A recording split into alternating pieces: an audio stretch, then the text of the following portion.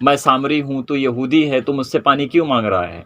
परंतु प्रभु यीशु मसीह ने कहा, तू जो ये जल पिएगी वापस प्यासी हो जाएगी, परंतु जो मैं तुझे जल दूंगा तू प्यासी नहीं होगी परंतु अनंत जीवन पाएगी। तो अनंत जीवन पाना मतलब ये होता है, पानी के ऊपर प्रभु यीशु मसीह ने इस तरह से बात कही कि वो समझ सके पानी का मतलब क्या होता है। पानी तो हम भी पीते हैं जब हमको प्यास लगती है, जब शरीर को पानी की ज़रूरत है, जब तुम पीते हो तो शरीर तृप्त होती है। परंतु प्रभु यीशु मसीह ने पानी के विषय में नहीं कहा था। प्रभु यीशु मसीह ने अपने विषय में कहा था कि जब तू मुझे जानेगी तो तू जिस रीति से तू इस कुएं के पानी को पीती है और प्यासी ठहरती है, परंतु जब तू मुझे जान लेगी, मेरे वचन को पालेगी, तो तू कभी प्यासी कभी भूखी नहीं ठहरेगी। प्रभु यीशु मसीह ने कहा था कि जो मेरी मांस को खाता है और मेरे लहू को पीता है वो मुझ में सदा बना रहता है और उसके लिए अनंत जीवन ठहरा है। परंतु प्रभु यीशु मसीह को समझना और प्रभु यीशु मसीह के वचन को पाना और उसकी आज्ञा का पालन करना और परमेश्वर के बताए हुए मार्ग पर चलना मनुष्य के बस की बात नहीं है। आजकल तो मनुष्य नशा करते हैं फिर भी ईश्वर की आराधना करते हैं। मनुष्य पाप करते हैं, व्यभिचार करते हैं, फिर भी वो ईश्वर की आराधना करते हैं। संसार की रीति से जब मनुष्य विश्वास करता है तो उसका विश्वास क्या है? सच्चा नहीं है, मनुष्य झूठा ठहरता है। प्रभु यीशु मसीह पर विश्वास करने से और संसार की रीति से जीने से मनुष्य प्रभु यीशु मसीह को खुश नहीं कर सकता है और परमेश्वर तक पहुंच नहीं सकता है। क्योंकि मार्ग, सत्य और जीवन जब प्रभु यीशु मसीह है कहता है कि मैं हूँ, तो मनुष्य को उसके पास आने के लिए, उसके जैसे काम को करने के लिए, पवित्र बनकर अपने जीवन को जीने के लिए, पाप और व्यभिचार को छोड़ देने के लिए, नशा पियक्कड़पन पेटूपन को छोड़ देने के लिए मनुष्य के बस की बात नहीं है कि प्रभु यीशु मसीह को सच्ची महिमा देना, यानी कि परमेश्वर को सच्ची महिमा देना सीख ले। प्रभु यीशु मसीह के ऊपर अगर हम विश्वास करते हैं या फिर संसार विश्वास करता है, पाप संसार की रीति से जीता है, माथा और कहीं टेकता है जो परमेश्वर नहीं चाहता है, तो परमेश्वर इससे प्रसन्न नहीं होता है। क्योंकि मनुष्य की भक्ति अभक्ति में बदली हुई है, क्योंकि वो प्रभु यीशु मसीह को नहीं जानता है। प्रकाश और ज्योति जब मनुष्य के अंदर आती है तो अंधकार निकल जाता है और उजाला स्वयं में लाइट जो प्रभु है वो उसके अंदर आ जाता है और वो सच्चाई को देखने लगता है। घर में हमारे लाइट है, जलती है तो सब कुछ सही दिखाई देता है। लाइट अगर बंद हो जाती है तो अंधकार दिखाई देता है। तो प्रभु यीशु मसीह ने क्या बताया था कि जब तक तुम्हारे पास मेरा ज्ञान ना होगा, मेरी शिक्षा तुम्हारे अंदर नहीं होगी, तो तुम अंधकार में रहोगे। और जब तुम मुझे जान लोगे, सच्चाई को जान लोगे और तुम मेरे बताए हुए मार्ग पर चलोगे, मेरे लिए सही कामों को करोगे, तो तुम्हारे अंदर उजाला यानी कि स्वयं में लाइट होगी। तो प्रभु यीशु मसीह ने क्या कहा था? अंधा अंधे को मार्ग नहीं दिखा सकता है, दोनों खड्डे में गिरेंगे और क्या हो जाएंगे? नाश हो जाएंगे, है ना।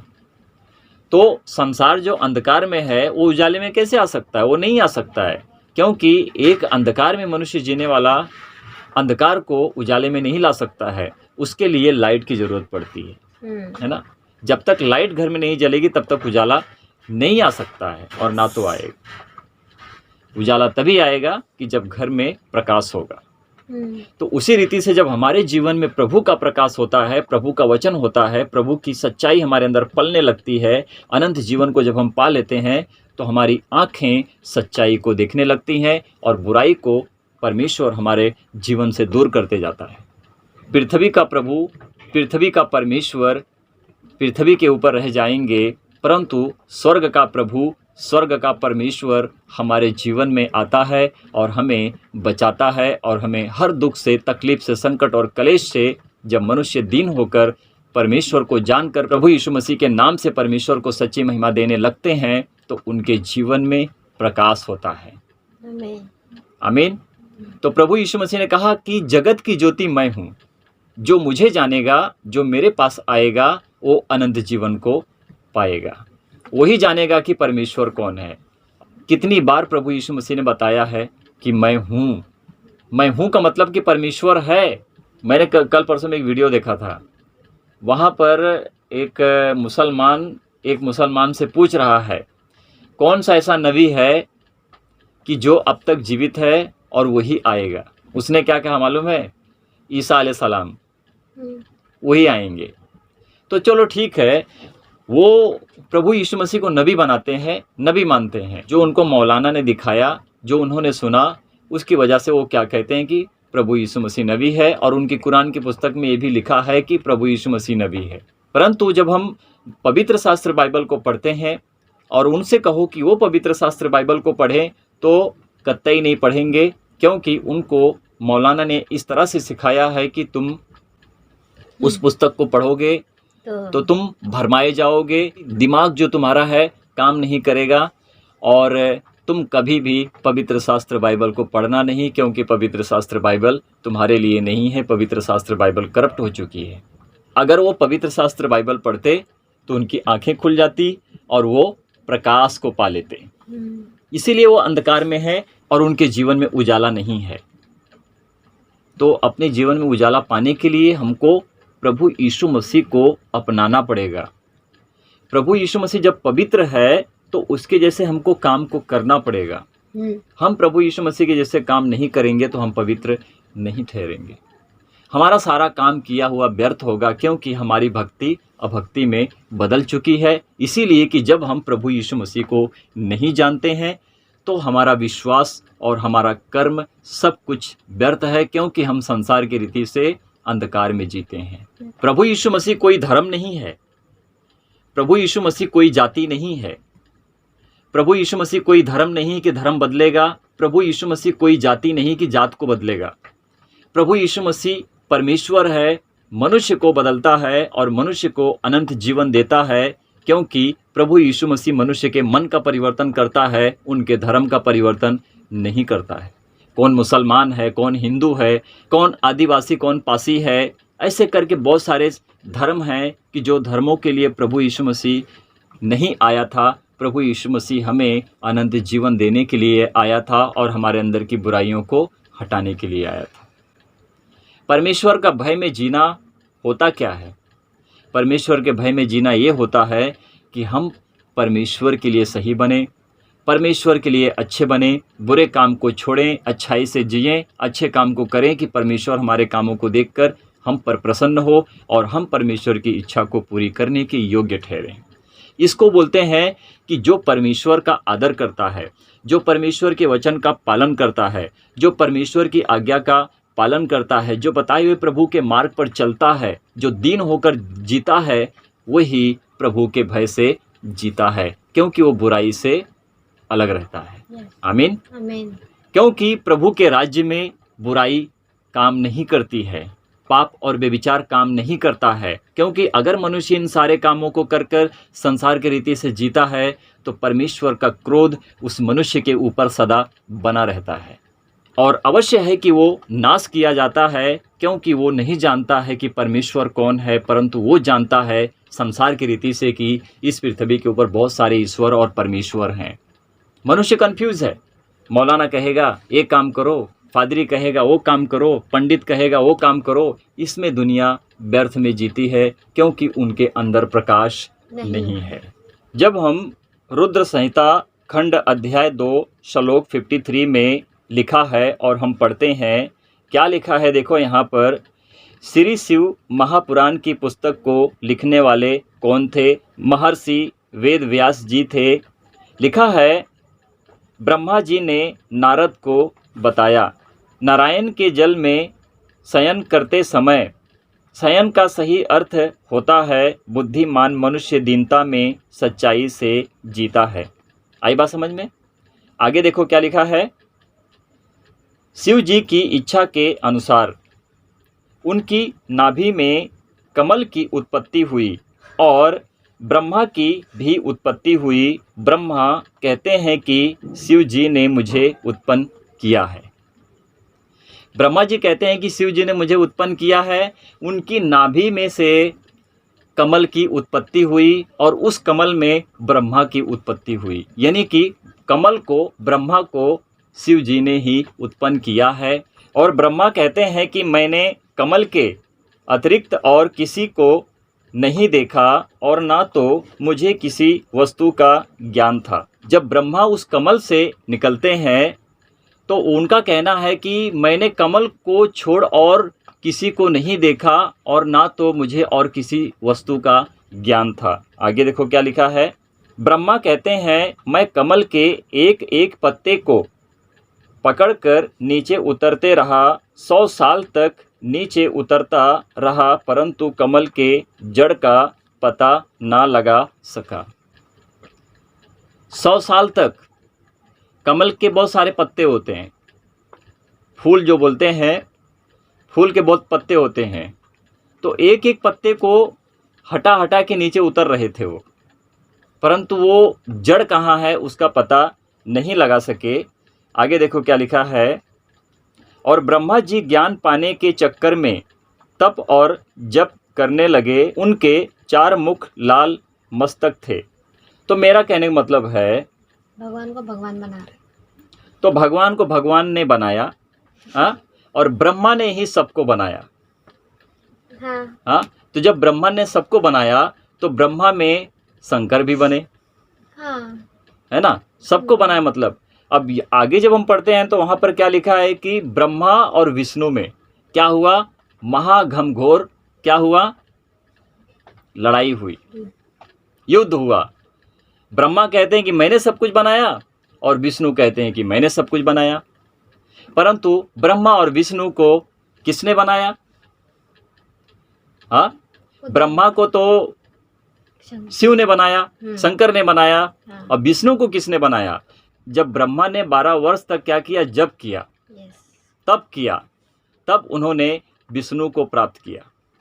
और ब्रह्मा जी ज्ञान पाने के चक्कर में तप और जप करने लगे, उनके 4 मुख लाल मस्तक थे। 12 वर्ष तक तप और जप करने के बाद उन्होंने विष्णु का दर्शन पाया और ब्रह्मा विष्णु में घोर घमासान लड़ाई हुई। अपने आप को बताने लगे कि मैंने सब कुछ उत्पन्न किया है। तो ब्रह्मा कहते हैं कि मैंने सब कुछ उत्पन्न किया है और विष्णु कहते हैं कि मैंने सब कुछ उत्पन्न किया है। तो मैं कहता हूं कि शिव ने किसको उत्पन्न किया? तो शिव ने तो ब्रह्मा को उत्पन्न किया। तो यहां पर भगवान वापस में लड़ाई कर रहे हैं कि मैंने उत्पन्न किया है, वो कहते हैं कि मैंने उत्पन्न किया है। जब हम पवित्र शास्त्र बाइबल को पढ़ते हैं, परमेश्वर कहता है मनुष्य को मैंने बनाया है ना, स्त्री को मैंने बनाया है, अपना स्वरूप उनको दिया है। और जब हमारा प्रभु यीशु मसीह देह धारण होता है, पृथ्वी के ऊपर आता है, तो वचन मनुष्य में देह धारण होता है। मरियम के पेट में आता है। पृथ्वी का प्रभु यीशु मसीह का कोई बाप नहीं होता है, प्रभु यीशु मसीह अकेला होता है। कहता है तुम नीचे के हो, मैं ऊपर से आया हूँ, मैं स्वर्ग का हूँ, तुम पृथ्वी के हो। प्रभु यीशु मसीह कहते हैं वो परमेश्वर खुदा है जो हम उसको जानते भी नहीं हैं, हम उसको सच्ची महिमा देना सीखते भी नहीं हैं। हम तो अंधकार में हैं और हमारे अंदर प्रकाश कहाँ से हो सकता है, क्योंकि हम अंधकार में जीते हैं और अंधकार में मर भी जाते हैं। चूहे बहुत दौड़ते हैं हमारे घर में, चूहे बहुत दौड़ते हैं रास्ते और सफ़र में, क्योंकि वहाँ पर अंधकार होता है। जहाँ पर अंधकार होता है वहाँ पर शैतान होता है, और जहाँ पर प्रकाश होता है वहाँ पर शैतान नहीं होता है, वहाँ पर दुष्ट आत्माओं का काम होने नहीं पाता है। है ना?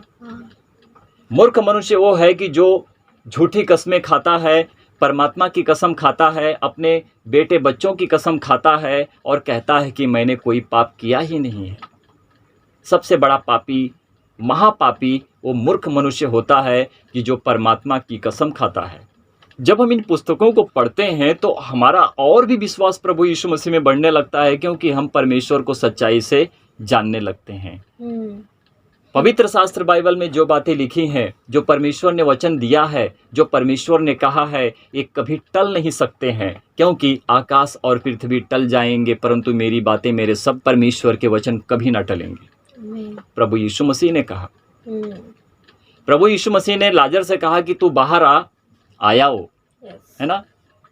प्रभु यीशु मसीह ने उसको मलहम पट्टी करके बुलाया नहीं, 4 दिन का मरा हुआ इंसान जीवित होकर प्रभु यीशु मसीह के एक वचन कहे से बाहर आ गया हो। एक खुदा है।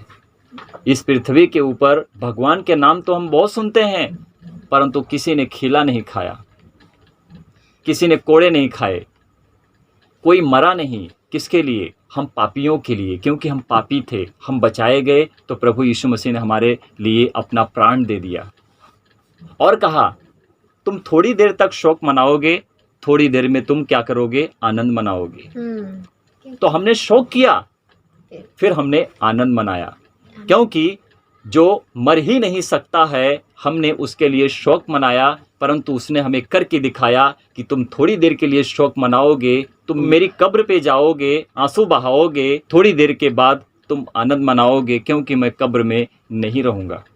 तो जो कहता है सताया जाऊँगा, मारा जाऊँगा, गाड़ा जाऊँगा, फिर जिलाया जाऊँगा। प्रभु यीशु मसीह ने कहा था ना, तुम इस मंदिर को ढा दो, मैं इसको 3 दिन में खड़ा करूँगा। तो यहूदी शास्त्री फरीसी जो मंदिर को बना रहे थे, ईंटें जोड़ जोड़ के खड़ा कर रहे थे, हमने इतना मेहनत किया, 46 वर्ष लगाए, तो इसको ढा देने की बात करता है, तू कौन है, कहाँ से आया है? प्रभु यीशु मसीह ने कहा मैं इसको 3 दिन में खड़ा करूँगा। और वो प्रभु यीशु मसीह की शरीर परमेश्वर का मंदिर था। आमीन। तो जब हम प्रभु यीशु मसीह को जानते हैं तो हमारी शरीर किसका मंदिर होता है? परमेश्वर का मंदिर होता है। तो परमेश्वर पर हम सही रीति से निर्भर रहें कि परमेश्वर की आशीष हम पाते रहें और प्रभु का अनुग्रह, सच्चाई हमारे अंदर पलती रहे। भगवान तो बहुत हैं, परंतु परमेश्वर एक है। आमीन। इस संसार दुनिया में, जगत में बहुत से लोग हैं जो कहते हैं कि हमारा सही है, हमारा सही है। मैं कहता हूँ तुम अपने सही को अपने पास रखो, एक सही को देखो कि जो ऊपर से नीचे आता है वही हमको और सबको बचाता है। आमीन। और वो प्रभु यीशु मसीह है, वचन मनुष्य बना, और वचन ही तो परमेश्वर है, वचन ही तो जीवन देता है, वचन ही तो मार्ग बताता है, वचन ही तो आज्ञा देता है। सारी व्यवस्थाओं को पूरा करने वाला वचन ही है, और वचन ही तो प्रभु यीशु मसीह है, क्योंकि स्वयं में वही परमेश्वर है। आमीन।